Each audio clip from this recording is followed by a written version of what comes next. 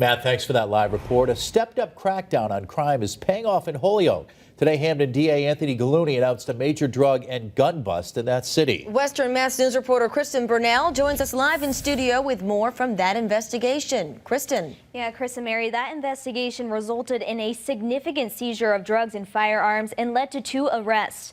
Western Mass News was there earlier today when Hampden District Attorney Anthony Gulluni revealed that the location where the drugs and firearms were found is of great interest to law enforcement.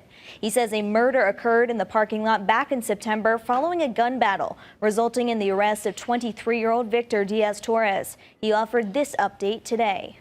Their hard work and excellent investigation in arresting these suspects.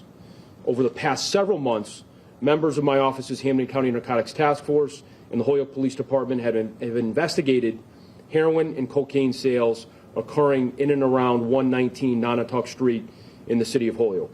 Late last week on October 7th, 2022, at approximately 1:30, search warrants were executed at an apartment located at 119 Nonotuck Street.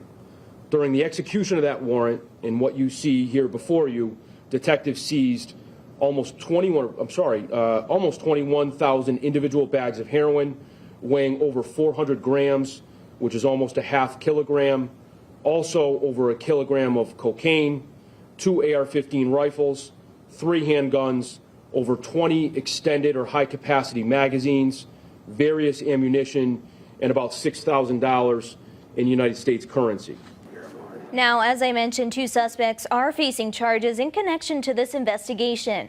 22-year-old Francisco Marrero and 23-year-old Victor Colon, both of Holyoke, were arraigned in Holyoke District Court yesterday.